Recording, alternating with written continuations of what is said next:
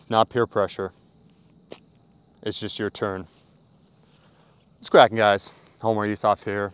Here on this beautiful day, the sun is setting. We only have time for one take and we're going to nail it. You know why? You look at me here and you think to yourself, Omar, this hunk, okay. First you're wearing the construction work outfit, now you're wearing what? This is kind of like a motorcycle outfit. Are you auditioning for the Village People? And you're damn right, I'm not auditioning. I am the YMCA, here today to turn you into a macho man. Because listen to me, this is where Maximus was, where he said, what we do in life echoes into eternity. We're talking about the most important topic in fitness as an influenza, okay?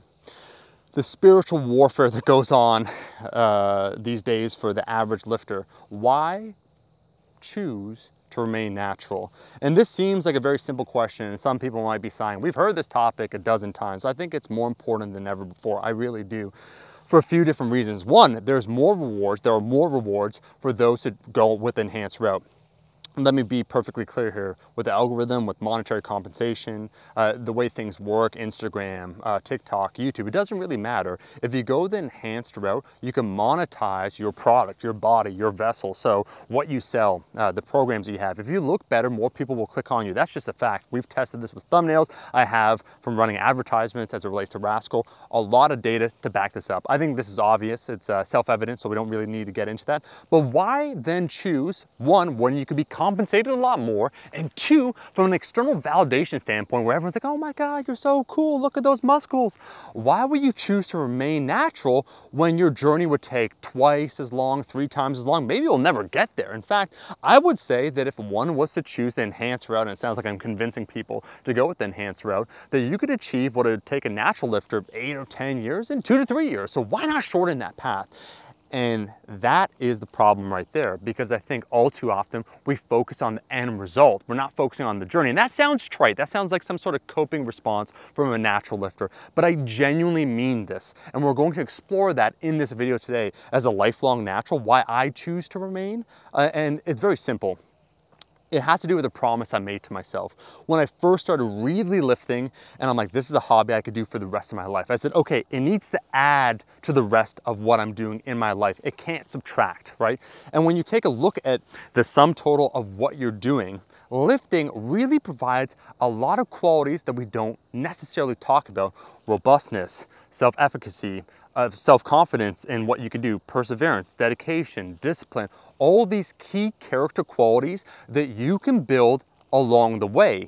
And that's why when we talk about the journey, when we talk about going through it, the crucible, deciding not to give up, endeavoring to try and accomplish more than ever before, train an entire year to squat 5 more pounds on the bar, it's that journey that crystallizes what we're doing, that gives it meaning. And so it's not about that end destination. I think that's where everyone gets it twisted, because when we're comparing everyone, so comparison really is that thief of joy, where it's like, okay, this person has a physique, this person has a physique, this one looks better, why don't you want it? We're looking at the wrong metrics. And let's talk about that. Let's talk about the idea of always wanting more, the incessant need to have more, that you're never enough. And there is a kernel of a problem there. And I'm not gonna, trust me, I'm gonna try and steel man those that are enhanced, because I also don't like where some people take on that mantle of self-righteousness when they're natural, where they think they're better than other people. I don't think it's like that at all. I think the one problem I have no problem with any enhanced lifter, is when people are dishonest. And we can all agree on that, right? When you claim to be natural and you're not, and then you monetize and you influence impressionable young people that way. I think that's terrible. And we could talk about that in another video. That one's obvious. What I want to talk about right now is that insatiable need to have more, to never be enough. And what I mean when I say that, we must all recognize a simple fact. At some theoretical point in our lifting journey, we will hit our final PR. We will add our last pound of muscle. We will be at our leanest. We will at some point PR in all those things. It might not be now, it might be in 5 years, 10 years, 20 years, 30 years, but it's going to happen. And that need to have more, to keep being rewarded externally for what we're doing, or by those key metrics, muscle mass, strength, even if you're enhanced, it's going to happen to you. And what ends up happening, from me knowing people that have gone through this journey, that cliff becomes a lot higher to walk yourself down off of. And what I mean when I say that is that you've now chosen to be enhanced because you decided perhaps that whatever you're doing is not working for you, you're not getting the desired results that you want, and maybe you want more out of it. Fair enough. But at some point, that's gonna end too. What, you're gonna take so many drugs that you're gonna be the next Mr. or Miss Olympia? It's probably not gonna happen. You won't hit the end of the proverbial road like everyone else at some theoretical time. You're just delaying the inevitable. And so I think without that self-awareness, without that recognition that everyone's journey ends, you're delaying the party, but you're also delaying the reality of the situation, the recognition.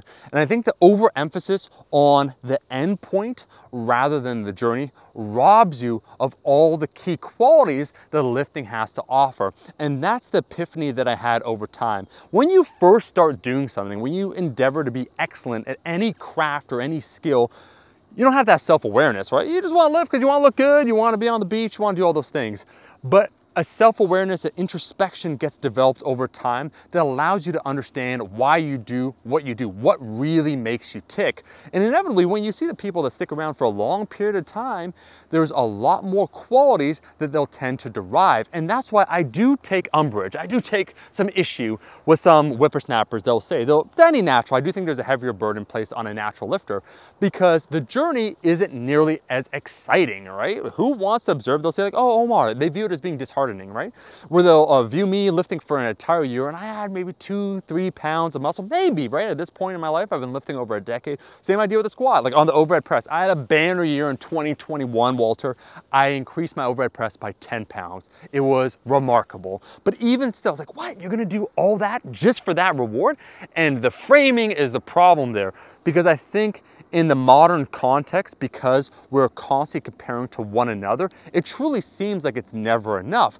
To eke out those last inches of gains when it comes to your muscle, the last pounds on the bar, it doesn't seem worth it, but wouldn't you know it, those are perhaps the most rewarding pounds or inches you will gain because it requires the most out of you. And I think that's what people forget. What is easily given is all too often easily forgotten or not, or it's taken for granted essentially, where I've observed some of the people that, you know what? They go the enhanced route. Man, if I could get the results that you got in 10 years or more, or even more, all right, that's exactly what I'm gonna do. And good for you. But what ends up happening, because it kind of came too easy, like we know newbie gains, where you're training and everything's going well and you feel unstoppable, you feel on fire. Well, eventually at some point, it's once again never enough. And you leave that roller coaster of constantly getting rewarded for low effort, and you actually haven't developed all those key aspects of what you've been doing, right? The dedication, the discipline, the perseverance, the deciding to get up when you don't want to get up. When you're sore, but you're gonna do it anyways. When you want to eat the cake, but you decide not to eat the cake. If you're using a cheat code to get to the end result, then you're not understanding that journey, which is why many experienced enhanced bodybuilders tell the young guns, hey, you should have some years of lifting under your belt before you decide to do this, because it gives you what? Big word, perspective. Perspective on life, perspective on your journey, why you truly want this. It's not impulsive. You're not just seeing an ad, you see someone else and, oh, I want that, that's what I'm gonna do.